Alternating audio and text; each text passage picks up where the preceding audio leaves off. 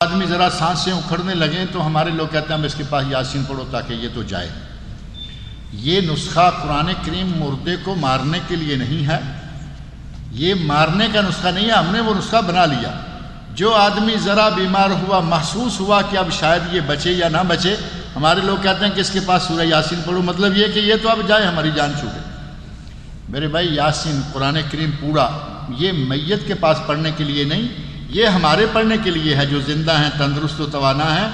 میت جو قریب المرگ ہے اس کے پاس کیا پڑھنا ہے؟ نبی اکرم صلی اللہ علیہ وسلم کی صحیح حدیث میں موجود ہے، لقنوا موتاکم لا الہ الا اللہ۔ اپنے قریب المرگ، اپنے وہ لوگ جو صاحب فراش ہیں اور آپ سمجھ رہے ہیں کہ اب اس کی آخری گھڑیاں ہیں، اس آدمی کے پاس لا الہ پڑھو، اسے لا الہ الا اللہ کی تلقین کرو۔ اب لا الہ الا اللہ کی تلقین کیسے ہوگی؟ آپ نے کسی کو کہا کہ چاچا، ابا جان یا جو بھی کوئی بیمار ہے، وہ بیچارہ اپنے سکرات میں پریشانی میں ہے، آپ نے کہا کلمہ پڑھو۔ ہو سکتا ہے کہ وہ پریشانی کے عالم میں، غصے کے عالم میں کہے کہ نہیں پڑھتا، اور اتنے میں لقمہ اجل بن جائے، ملک الموت جان کھینچ لے، تو کیا ہوا؟ کلمے کے انکار پر موت آ گئی اور سبب بن گئے۔ اس کی بجائے اہل علم نے لکھا ہے کہ میت کے پاس چاروں طرف جو لوگ بیٹھے ہوئے ہیں، صورت خیر خبر لینے کے لیے آئے ہوئے ہیں، وہ اچھی آواز میں اچھے انداز سے لا الہ الا اللہ کا ذکر کرنا شروع کر دیں۔ لا الہ الا اللہ یہ پڑھیں گے، اچھی آواز ہوگی، اچھا انداز ہوگا، سن کر اسے اچھا لگے گا، اس کے دل و دماغ پر کلمہ جاری ہو جائے گا، اللہ اس کی زبان سے بھی کلمہ نکلوا دے گا۔ یہ ہے لقنوا موتاکم لا الہ الا اللہ۔ اور ہمارے یہاں یاسین کو جو نسخہ بنایا ہوا ہے وہ کسی صحیح حدیث سے ثابت نہیں ہے کہ مرنے والے پر یاسین پڑھی جائے۔ کہتے ہیں کہ کیا عید میلاد النبی کا جشن منانا جائز ہے؟ جشن کا لفظ ہی بڑا عجیب سا ہے، اسلام میں جشن کہاں ہوا کرتے تھے؟ اسلام میں جشن کا لفظ ہی کہیں نہیں ملتا۔ اسلام میں عیدیں کتنی ہیں؟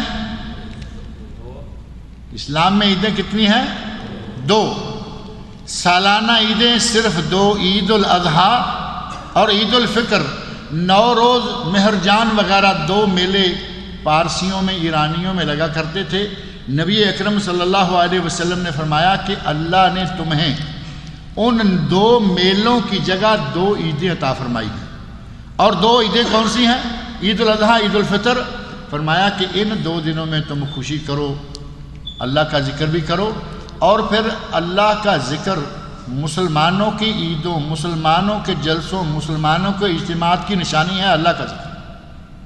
آپ تکبیریں پڑھتے ہوئے جا رہے ہیں، تکبیریں پڑھتے ہوئے آ رہے ہیں، عید ہے، خطبہ ہے، واعظ و نصیحت ہے، جاتے ہوئے پھر تکبیریں پڑھتے ہوئے واپس آ رہے ہیں۔ مسلمانوں کی عیدوں کے سوا یہ امتیاز کسی غیر مسلم قوم کی عید کو حاصل نہیں۔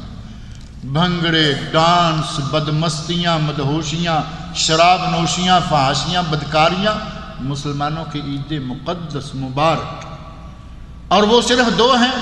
اور ایک عید نبی صلی اللہ علیہ وسلم نے ارشاد فرمایا کہ تمہاری اسبوعی عید ہے، اور وہ آج کا دن ہے جمعہ۔ جس دن لوگ اکٹھے ہوتے ہیں، ملتے ہیں، جمعہ سنتے ہیں، جمعہ پڑھتے ہیں، یہ آپ کی اسبوعی عید ہے۔ اور اگر کبھی جمعہ اور عید اکٹھے ہو جائیں تو نبی اکرم صلی اللہ علیہ وسلم نے ارشاد فرمایا کہ تمہاری آج 2 عیدیں جمع ہو گئی ہیں۔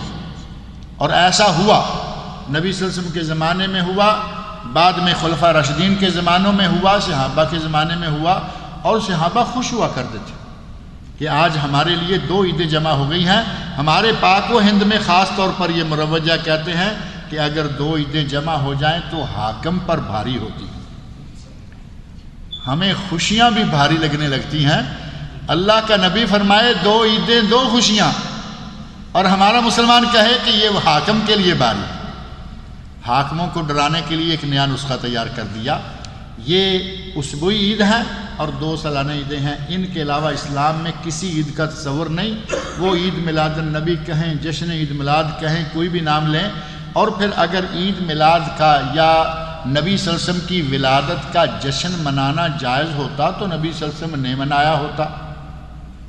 خلفائے راشدین و اپنی جان دینے کے لیے ہر وقت تیار رہنے والے لوگ، انہوں نے چاروں نے منایا ہوتا 1,40,000 1.5 لاکھ کے قریب صحابہ کرام تو حجۃ الوداع کے موقع پر موجود تھے، صحابہ کرام نے منایا ہوتا۔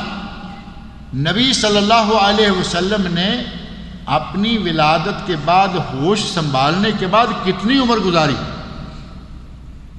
مان لیتے ہیں کہ پہلے آپ غریب تھے، شروع میں آپ غریب تھے، حضرت اپنے چچا کے پاس رہتے تھے، اور پھر حضرت خدیجہ رضی اللہ عنہا کے ساتھ نکاح ہوا تو کچھ مال آنا شروع ہوا، پھر بھی کچھ اتنے مالدار نہیں ہوئے۔ مدینہ منورہ میں جا کر تو آپ بادشاہ ہو گئے تھے نا، شاہ مدینہ بادشاہ ہو گئے، پیسے کی ریل پیل ہو گئی، کوئی کمی نہیں رہی۔ کوئی آدمی ثابت نہیں کر سکتا کہ ان 10 سالوں میں نبی اکرم صلی اللہ علیہ وسلم نے کبھی جشن منایا، ہماری طرح موم بتیاں جلائی ہوں، بھنگڑے لوگوں کا کہا ہو کہ بازاروں میں جاؤ بھنگڑے ڈالو قوالیاں گاؤ۔ ہمارے یہاں تو اس مقدس موقع کو اگر کوئی منانے کی شکل بھی ہوتی تو اسے بھی ہم نے بڑی عجیب سی شکل دے دی ہے، جبکہ یہ منانا جائز ہی نہیں ہے، ثابت ہی نہیں ہے۔ اللہ نے چاہا تو شاید یہاں انشاءاللہ اس سلسلہ میں کوئی خطبہ بھی آئے گا، کیونکہ ابھی اس کا وقت تھوڑا آگے ہے۔ اللہ سے دعا ہے کہ وہ مجھے اور آپ سب لوگوں کو کتاب و سنت پر عمل کرنے کی توفیق دے۔